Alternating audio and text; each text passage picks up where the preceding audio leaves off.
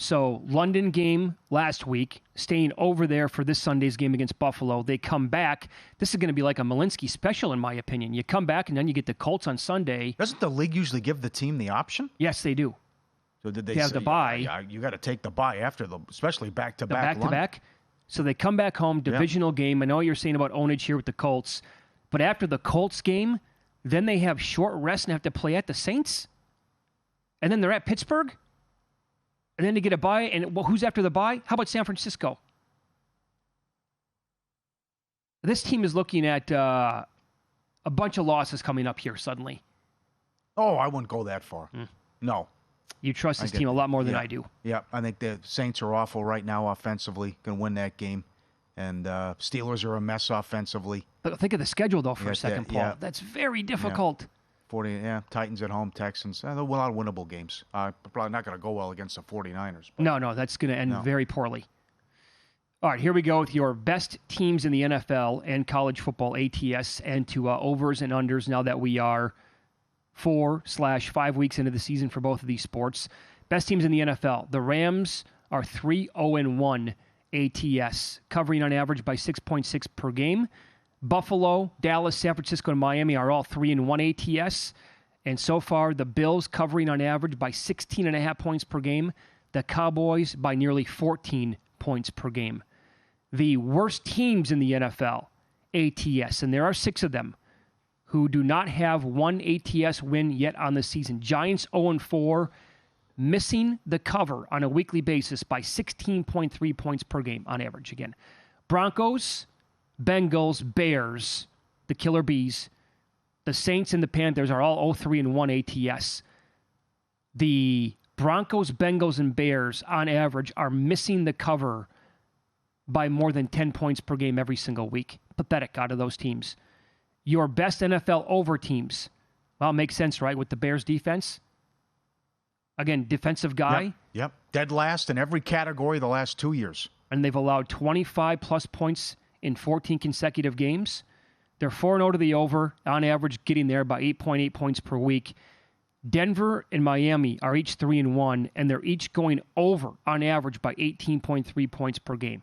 Obviously, that 70-20 game in there is going to skew it a little bit.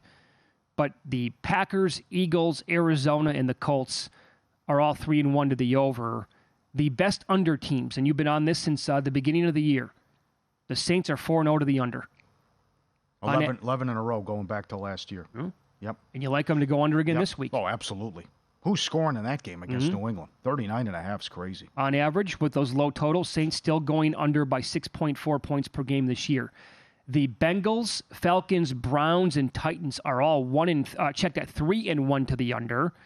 And the Bengals and Falcons are all staying under by more than a touchdown per game.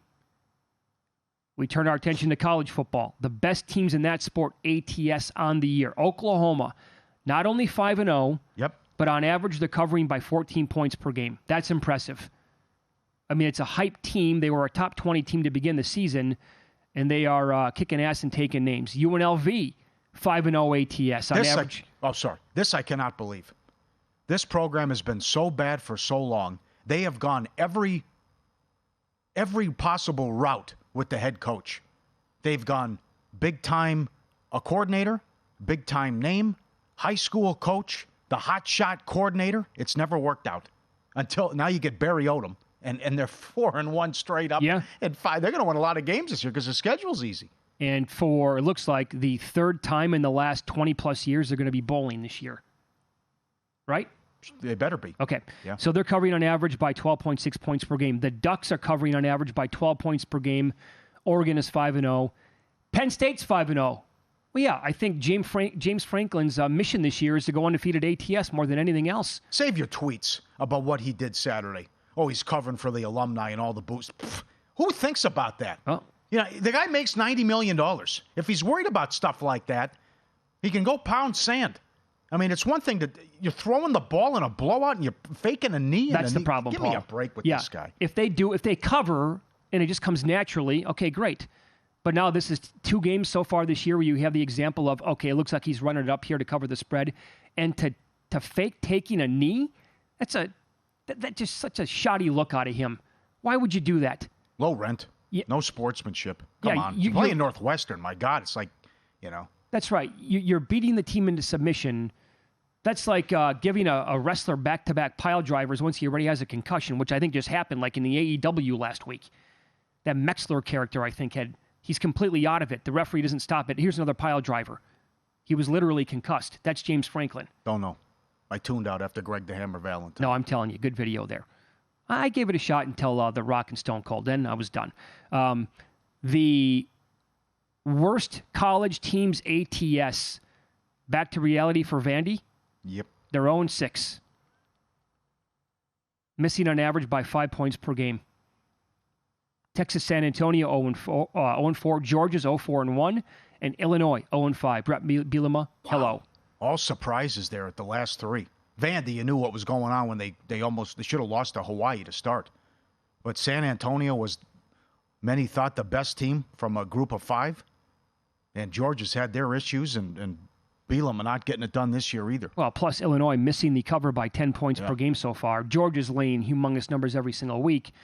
So it's going to be tough. But you know what? They did the same thing in previous years, and they were killing these teams. Best college over teams. Vandy, unblemished.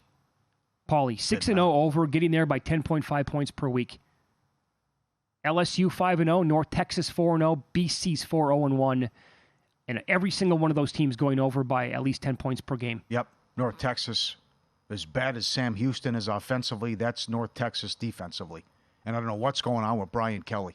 How many games are they going to lose? That was an embarrassment against Ole Miss. Yeah. You have supposedly stars on that defense. And your best teams to the under in college football. Ohio is 4-0-1 under, and they're staying under by 19 points per game.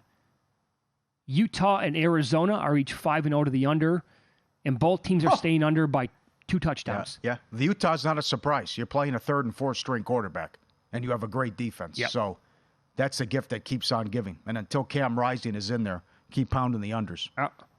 So again, when you go back and look at the teams in the NFL that are really, really good or really, really bad, have you been riding anybody yet? I don't think have I been on the Rams this year? Bills? Saints, Utah. Yep. Saints and Utah unders. And I was not aware of the Vandy thing. So I'll have to look at that too. I was on Buffalo last week. Now they're going to start to lay a bunch of bigger numbers here. How is this going to go for Jacksonville? Tough spot for Buffalo as they're facing a team that's been in London now for 2 consecutive weeks. Yes, it is. Yep. And they just played like their absolute A game on offense. Jacksonville did not look good offensively again. I know. And I'm still waiting for Ridley to emerge and have a big showing and for that offense to look like it did how they finished late last year. But they got off to a slow start last year, too. Mm-hmm. So that was more about Ritter just handing them points and the defense playing well. Well, it's a whole different ball game here now. How many points do you realistically need with Dak Prescott Sunday night against the 49ers? Because to me, I'm not taking 3 or 3.5.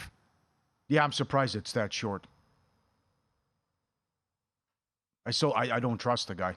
And we know how well Purdy has played. I mean, the fact, again, you have to take Purdy until he loses a game in a regular season, as far as I'm concerned. Too good. And I don't know what to make of the Cowboys, because it was so bad against Arizona, but then you had 2 blowout wins at home, no problem. What he did against the Jets, and then the week 1 game against the Giants. So it's been right. But again, if Dan Quinn, if they continue to take the ball away, though, then it's gonna be easy peasy, no problem. Yeah, when you consider the offenses that they played so far in those blowout wins, right, and the teams that they played. I mean, week 1, they're getting Daniel Jones and a team that was after that first drive they were done. Then they get Zach Wilson, and sprinkled in there now this last week, Mac Jones, and the guy that gets yanked by Bill Belichick. Now, Brock Purdy only in his second year, but you're going to go from those teams. He's a stud compared to these guys. And taking on Kyle Shanahan. Yep. And this offense, a little bit of a difference there. Visit VSiN.com to get current odds, listen for free, find showtimes, and download VSiN sports betting podcasts.